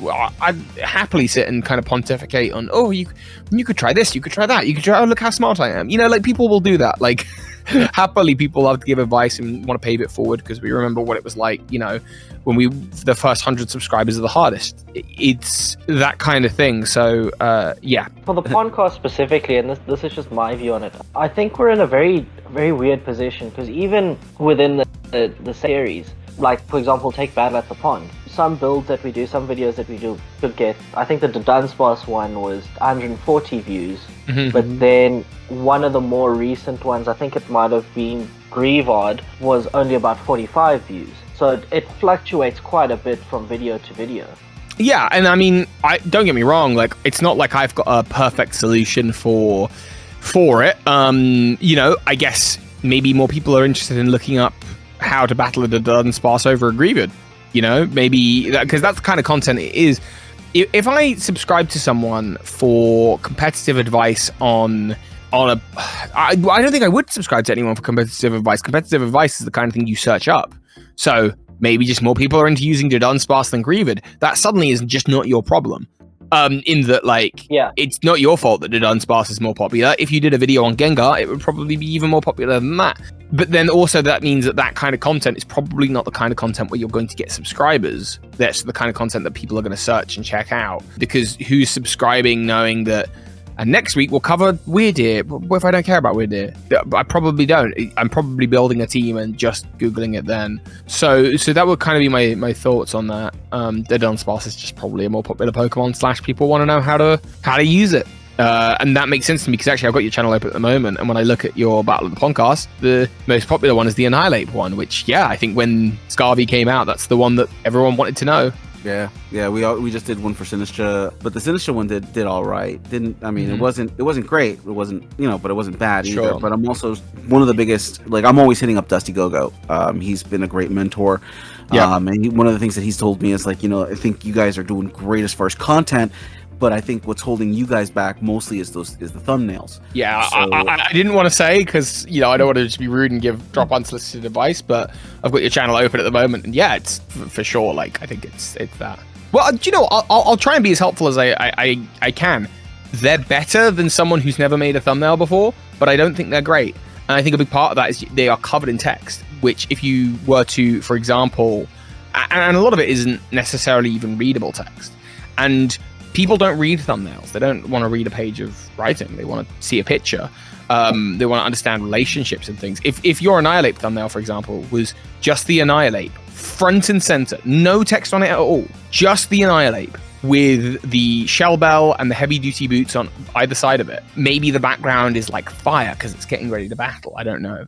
And then the title is Competitive Strategies for, Annihilate. I know what that video is. You know what that video is. Battle at the Pond Annihilate is the title. Well, what if I don't know what Battle at the Pond is? It's not immediately obvious. I'm going to look at another video. And actually, Battle at the Pond is taking up half the thumbnail as a logo. And so I'm not going to click on the video because I don't know what that is. And Battle Annihilate, I already know it's an Annihilate because there's a picture of Annihilate, except the picture of the Annihilate is being covered up by the words Battle Annihilate. And the bottom right bit of the Annihilate is covered by the time code of the video, and I don't even need to know that it's Battle Annihilate because the title, competitive strategies for Annihilate or whatever, would probably convey that anyway. And I'm not saying any of this to just I don't want to dunk on your thumbnails here. I hope this provides some useful insight. But generally, your thumbnail is a visual representation of what your video is. And so you want to have, I believe, as little text as possible. The rule I've kind of tried to stick to is less than 3 words. The word Annihilate should not accompany the picture of an Annihilate because Annihilate's already on the thumbnail, so you don't even need that. Logos can be okay if it's like a small recognizable logo, like the Pepsi logo. People know what that is, so maybe in context that makes sense. But a logo for something I've not heard of before, Battle at the Pond, it's just not needed because I don't know what that is, And the point is that you're trying to get new viewership in, and so why should they click on your video? Because unfortunately, what you're up against is everybody else, and so that makes it really hard. I really hope that helps, that kind of thing. Yeah. I mean, as if you look at the Battle Sinister, which is the last one that we just dropped, I definitely was taking that to consideration. Yes, I can see. I like that thumbnail a lot more. But again, I'd get rid of the word Sinister because you've got Sinister right there. I'd maybe get rid of the Battle at the Pond logo because if it's so small that it's not taking up room, then why have it at all? Okay. That's fair. And maybe just focus on 1 or 2 of the items, or maybe have one item that would be really good and one item that would be really bad, and just the words good, bad, and then again changing the title from Battle at the Pond Sinister to fun ways to battle with Sinister. Suddenly it's like, oh, that's something that someone might search, or that's something more interesting. I look at the video before that, the Battle at the Pond Diplin, and I don't know what those images are on the screen. I don't know. And then it's Dark Diplin Evolutions. Wait. That one's actually a theory one.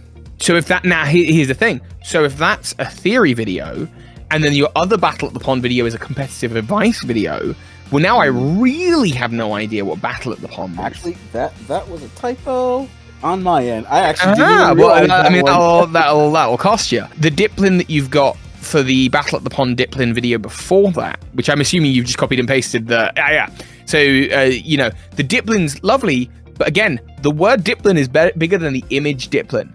Get rid of the word, make the image half the screen. What I'd recommend is, and Dusty does this really well, I think Dusty's got a really great knack for it, is go to his channel, go to videos, search by most popular. Do it for me, do it for any YouTubers you like. I'd say do it for 12 YouTubers that you really like. Search the thumbnails by most popular. I guarantee what you see is 1 or 2 faces on the thumbnail, usually with some kind of emotion or expression involved. Usually these faces are recognizable. Usually there's less than 3 words. Usually there's a question posed, perhaps, or maybe there's some controversy posed. And these do not guarantee a good video. There are plenty of thumbnails out there and plenty of channels that get away with a little PNG image on a white background. And that's how they do it. There is no rule that says that this thumbnail cannot work, but there are general trends, and unless you've got a very specific, creative style, and that my magic thumbnail, because of all the extra words in it, this is going to be the thing that gets people. Unless you really know it and you can kind of test it and prove it over and over again that it's working, go with the trends. Look at what's working for other people. And again, other people making similar kinds of content, right? Like a baking video thumbnail is going to be different generally to a Pokemon theory thumbnail, which is going to be generally different to a competitive battling thumbnail. My advice would be if you look at Wolfie's videos, look at the people doing that kind of thing. If you want to do a theory, look at my videos perhaps, or Lockstin's. That would be the advice. Look at those thumbnails and just see, spend an hour in a call with everyone here and just go, what do the 80% of these videos have in common? There's always going to be outlier videos, always. Mm-hmm. So you can't just go, oh well, 9 of them have a big emotional face, but one of them doesn't have any. It's just one big word in red text. Oh well, I guess there's no trend. There's a trend. Look at the 9. Yeah, our Charizard raid video had something like 300 plus views. and that one was a flat out outlier because that one was just because everyone was trying to figure out what's going on with the Charizard raid, right? Yeah, and you can kind of work out, like, for example, one of the best performing videos on my channel ever, it's not public anymore, was the Let's Go Pikachu Let's Play episode 1. Now that thumbnail, it was a decent thumbnail. The reason the video did well is because it came out 2 weeks before Let's Go Pikachu came out, because I was allowed to, and you know, that was a special collaboration with Pokemon. For that reason and that reason alone, the video was my most popular on the channel. So immediately, if you know the YouTuber and know what their content is, you could just discard that. You could say it doesn't, whatever's going on with that probably matters a lot less than what's going on with the other 9 or 10 most popular videos. And that's why I'd say don't look at everyone's most popular video, look at their most popular 10. But if you looked at the most popular 10 videos for 10 channels you'd like, you'd have 100 thumbnails to look at. If you spent an hour doing that and you just go, what are the core elements of this thumbnail? I think you would improve your thumbnail creation skills so much. You could do the same thing for titles. You know, how many characters are there? How many capitals? Are there question marks? These things, I hope that would be my number one advice to you or to any other YouTuber, because it gets neglected because people want to be content creators and they think of thumbnails as being secondary. And I totally get that. You didn't become a YouTuber to make drawings. You didn't become a YouTuber to make thumbnails. Unfortunately, that's how the video gets sold to people. So it is a skill that comes with being a YouTuber. It's the wider package, is learning how to do those. Yeah, I've been abusing Dusty's thumbnail support. Now I've got the one cooking that seemed to got way more, a much more visceral response from some people than I was expecting. Okay. And so I was going to add a little bit more to it, but between that response, I was thinking already, okay, I'm going to tone it down. I'm going to keep it very simple, maybe throw a slightly lighter background on it and leave it as is. Maybe throw the logo on there just a little bit, and then with this response, I'm like, you know what? Ditch the logo, keep what I've got. Maybe throw the items, and that's it. That I'm not touching anything past that, and let's see how that works, because I'd also advise in the world of Pokemon is like Ash Ketchum is more famous than Keeper Toby. Fact, just obviously, of course he is. So if there's the option to have Ash Ketchum on the thumbnail, and that's going to make more sense than Keeper Toby, and again, not always, but it will probably make sense to put Ash Ketchum on the thumbnail. Charizard is more popular than Dunsparce, so is Mewtwo, so is Pikachu. They might not tell us a lot about the video. So a video about Breloom did like a decently popular Pokemon, but like, is anyone really thinking about Breloom from time to time? Especially at this moment in time, no one's talking about Breloom right now. Is probably going to be a harder sell than a video that has just Primeape, which is just a more recognizable Pokemon, or Annihilate. So when you do your, top 10 fighting Pokemon, for example, which one should you put on the thumbnail? Probably Koraidon right now. I don't know. It's that kind of thing. Think about the popularity of the character as well, and because it's like seeing something that's instantly recognizable. If I click on this video, I'm going to learn about something that I already kind of know about. And the reason I bring that up is for your podcast, for example. I've seen some of your thumbnails, some of your old ones. I don't know if you still do this, but your old ones, you've got the icons of the hosts. Those icons are not only very small, so when you're looking at the thumbnail, which is already shrunk down from whenever you made it, they're at a distance. But also, I don't recognize any of these characters. Like, if this is someone who's never seen you before, they're not recognizing the characters. And the reason this is important is because if YouTube is going to recommend your video to someone and say, hey, let's see if they'll click this one, and then they don't, YouTube may not recommend them the next one. And so you've lost them because of that. But it's don't get me wrong, it's not hopeless. You won't have scared everyone away. Like, if you start making thumbnails that do good, then YouTube will start pushing you out to more people. It's that kind of thing. Yeah, I've noticed that when we did do a thumbnail switch to the white colored backgrounds with because we actually had Professor Kyrie had donated those to us, and it's like, here, I'm going to help you with your thumbnails, and they looked cleaner than the old messy background with the hazy pond, and so I started using those, and we saw an uptick. And then but again, talking with Dusty and constantly getting feedback, just trying to make the improvements where I can make the improvements. The feedback, I don't look at it as you guys are dunking on my style or my stuff. You guys are wanting to see me succeed. I accept that criticism, and I try to take what you are telling me and apply it to the next video, and then if I've got enough time, go back and maybe start retooling some of the other ones. Like I think I went back and I retooled the Rose Raid theory video. I'm sorry, it wasn't a theory video. It was a concept Pokemon based on Rose Raid, and that one, you know, it looks better than what it did, but is there room for improvement? Yeah, I definitely feel I feel so, and the thing is that I'm an old guy, you know, but I have taken to heart that the age difference between me and the person trying to give me advice doesn't matter, because they're more successful. They know, you know, you've cut your teeth already on everything that I'm going through now. If I was to ignore the advice you guys are giving me based on just age, I'd be a fool. And so anytime somebody gives me some honest criticism about the channel or the thumbnails, I take it to heart. And that's one of the things that, you know, people need to, you know, even younger YouTubers need to understand. Sometimes the advice you're getting from is going to come from an out of left field place. Take it anyway, because it's good advice. Oh yeah, and like don't you know, the younger creators that are coming up, like their advice is not to be dismissed either, because like some of these, you know, kids who are like 16, 17 coming onto YouTube making content, or maybe they're doing TikToks or whatever, and I'm starting to feel like I don't really do that, like that's not really my way of doing things, grumble.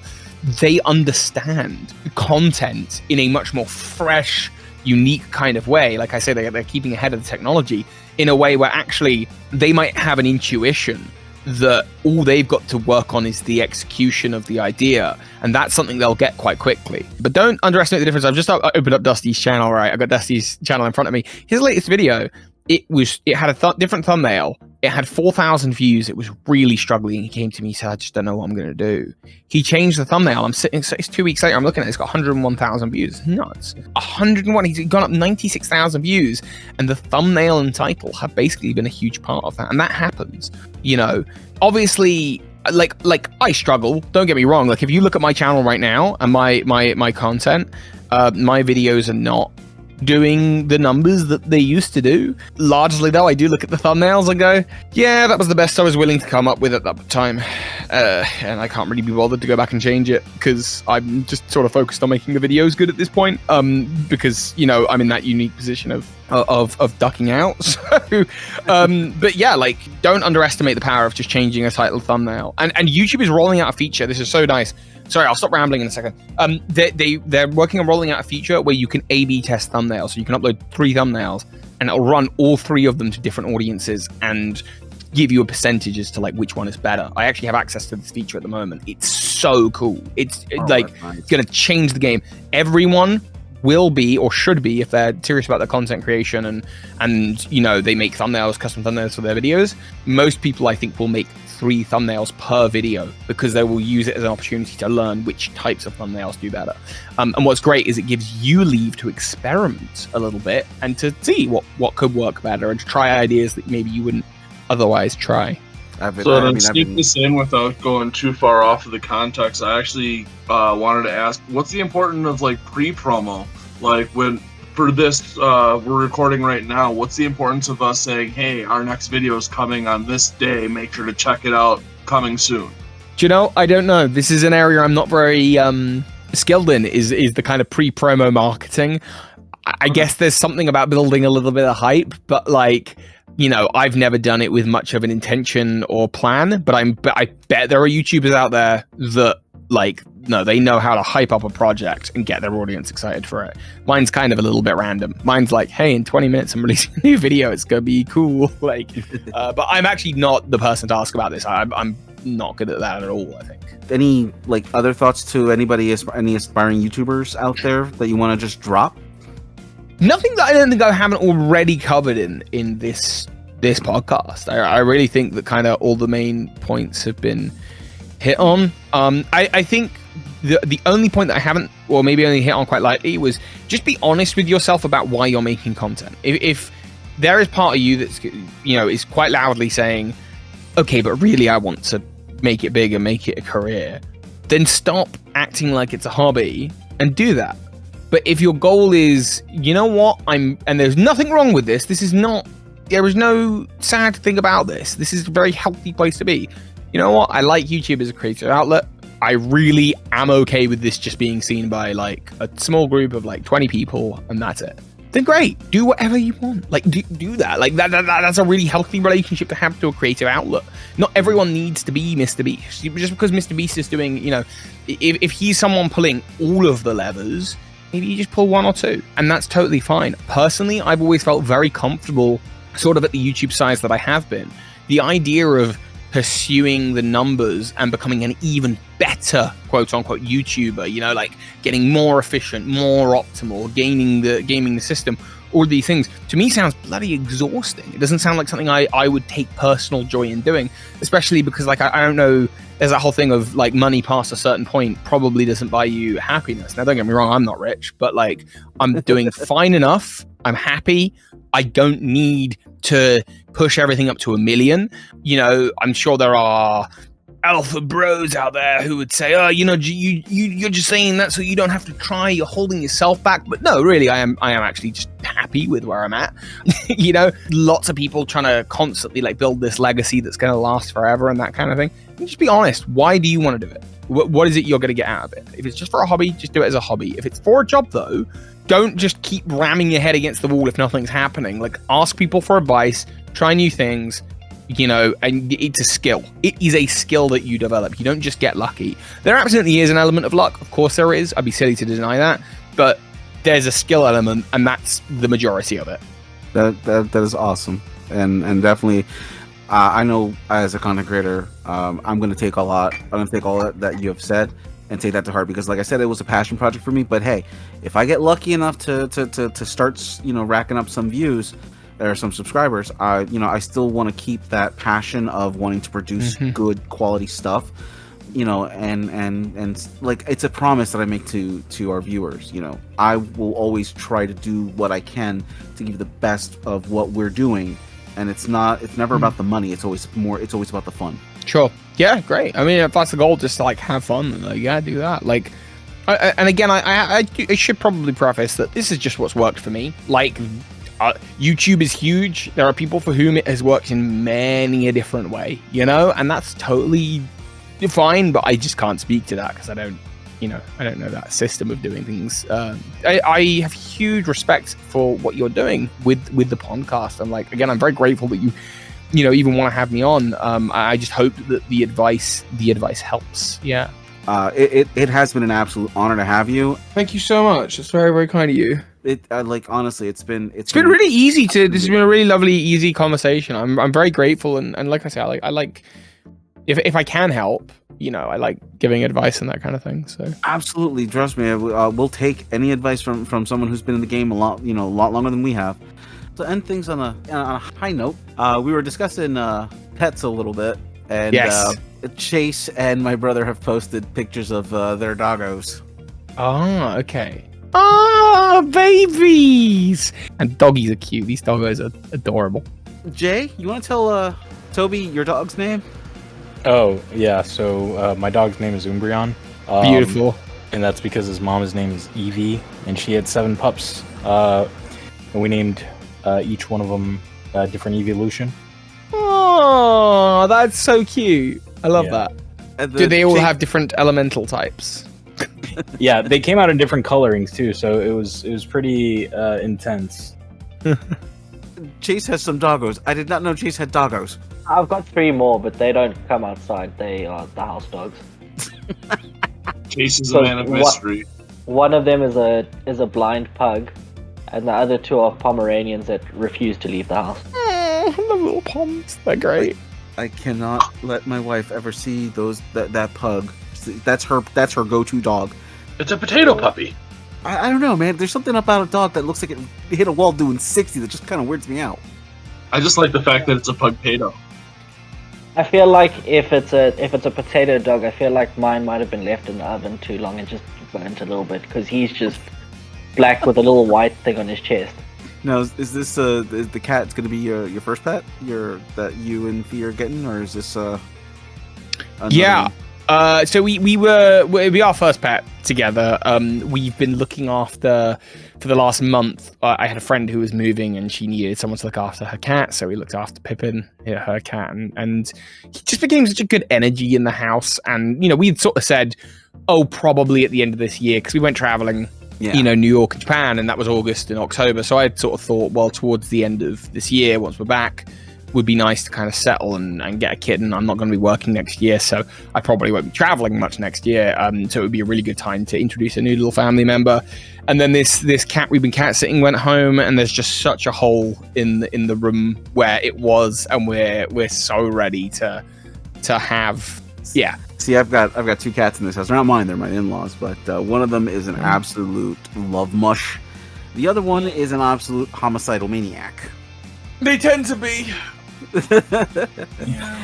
With all that, it's been an amazing pleasure to have you here, Toby. Thank you for joining us. Thanks, Jay from the passenger seat, from joining us, as well as X from the Last Champion Spirit. Let us know what you guys thought down below about the episode, about what with everything we've been talking about, from food to travel to YouTube advice. Let us know down below. And, be sure to share, like, subscribe. Let us know how we're doing. Subscribe, always, because we asked you to subscribe, and if you don't, I'll look silly and like I don't know what I'm talking about. So please subscribe. Or we have to expand the podcast into the Lake Cast. We're getting way big now. And as always, having a wonderful day. Bye. Bye. Peace. Bye. Amazing.